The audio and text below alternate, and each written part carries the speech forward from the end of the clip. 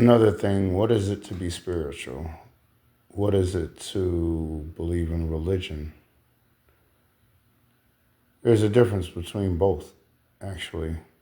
Spirituality is when you have a direct connection with God. Religion is when you're doing something that someone tells you to do, how to pray to God. They read you the verses expecting you not to cross reference the verses. So basically, when you go to church, you're replacing God with the preacher. You're giving him all the authority of God. You're allowing him to lead you. Spiritual people, God resides in them. That's the difference.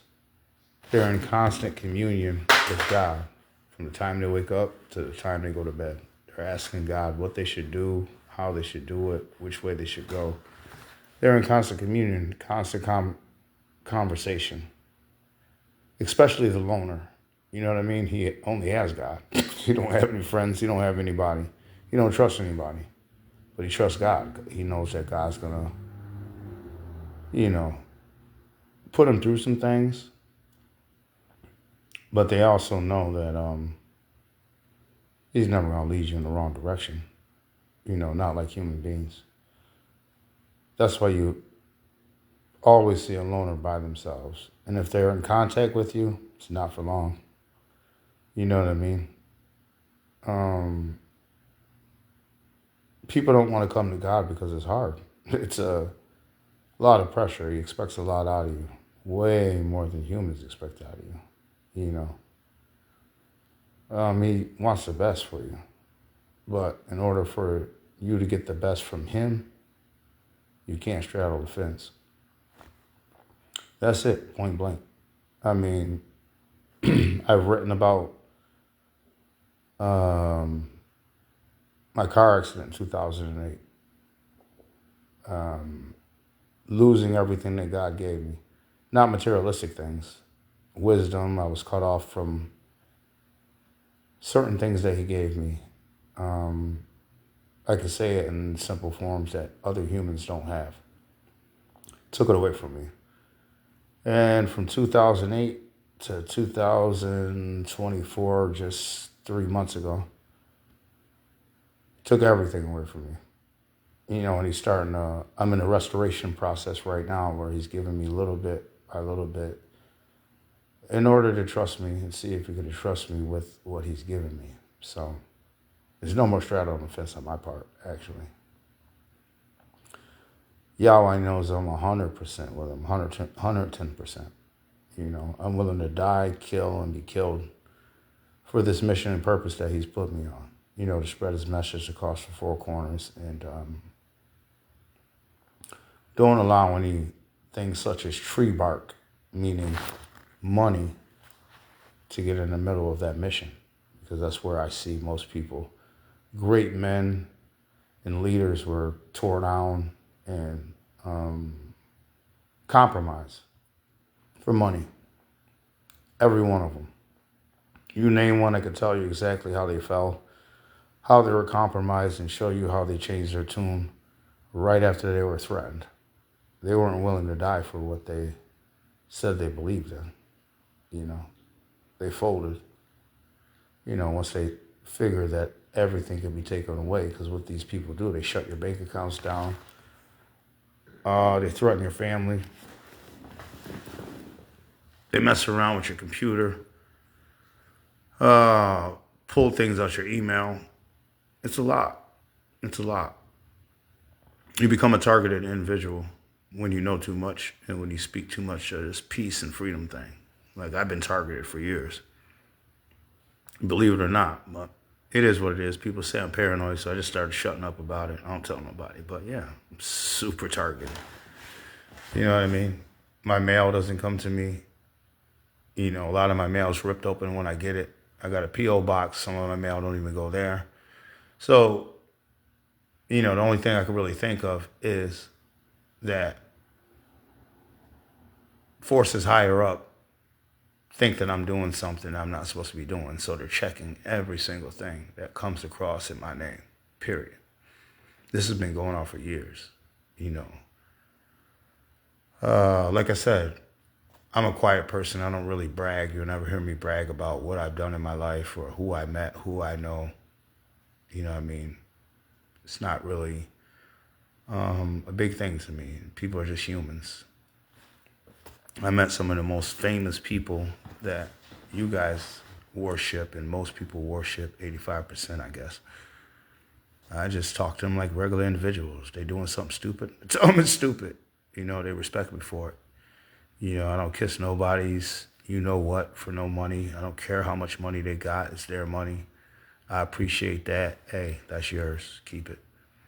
You know what I mean? But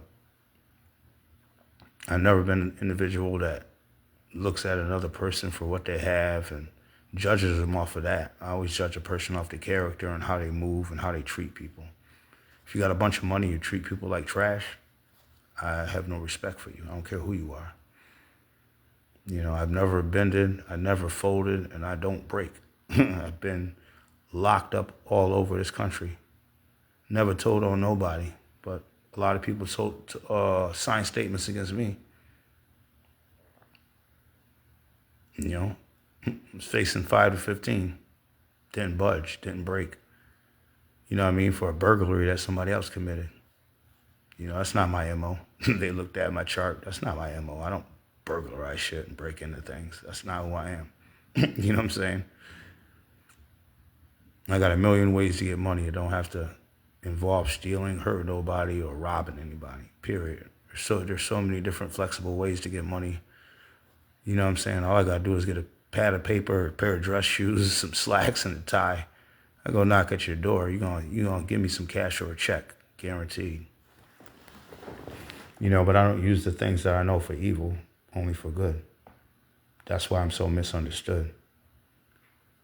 Because people look at me and they say, all the knowledge you have, you know, you could be making millions. Yeah, I can. Millions have been stolen from me. That's for sure.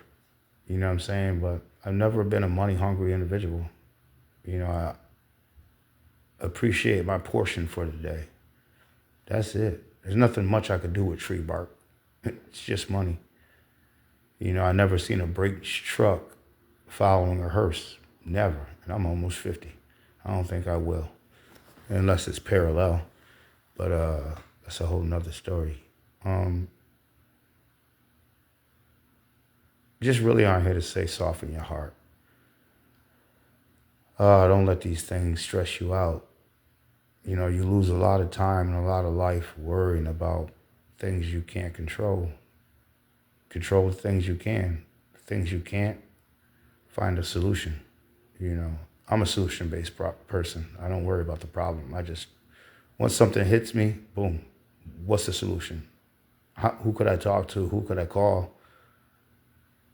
Where could I go? Do I have to isolate to figure out this situation? That's it. Very simple. But as humans, we're known to overcomplicate things. Just who we are. We're creatures of habit, creatures of pattern. That's why most of us are caught up in this matrix, because they know that human beings are just creatures of habit. You know, most people, they do the same thing when they wake up. Take a shower, eat, rush off to work, call the same people, go to the same places, eat the same foods, rinse, wash, and repeat. You know, the whole thing is when you grow as an individual, you're supposed to shed old things. Even a lot of friends and associates in your life, they're supposed to leave. You're supposed to let them go. They're supposed to let you go.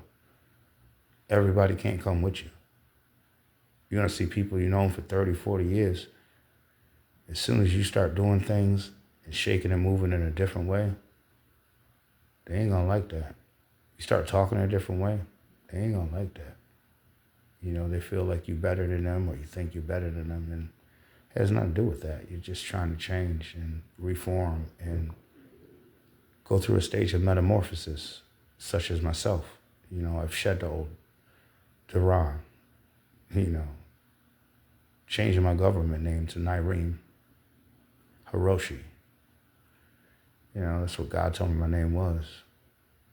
You know, we all live a fake identity on this plane, this planet.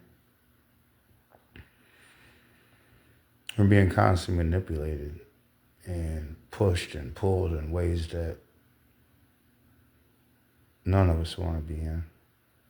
You know, most Americans, what we want to do, we just want to have a bill that accumulates that we could pay when it's accumulated, not the marketplace be 5 times the amount we're getting paid.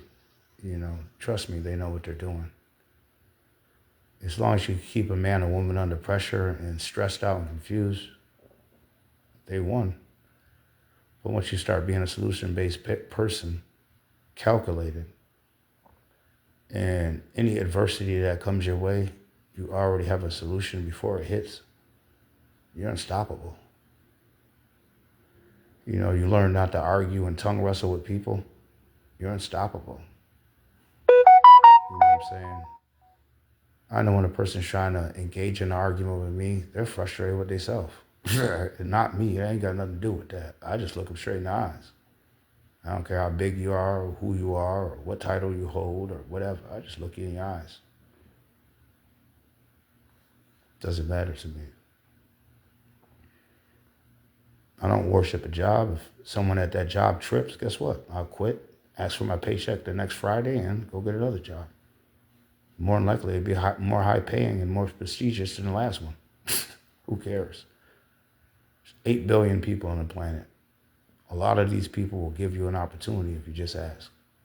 That's it. It's very simple. But I'm getting all of this live. I'm trying to get used to being live and expressing myself because the typing is killing me. See, I lost my voice. All that. I'm just trying to go ahead and get this work done. Designing and running these social media accounts and studying for my term life insurance. I'm probably going to take a little time off to go ahead and get that straight because that's another stream of income. It's easy work. It's something that people already want and need, so why not provide them with a beautiful service for beautiful pay? All right, Agape, I just wanted to drop some advice on y'all. I love y'all. As I say, Yahweh created you, so I'd be a fool to not love you as he created you, to be here, to be loving beings. We all fall short. He made us that way so we can learn.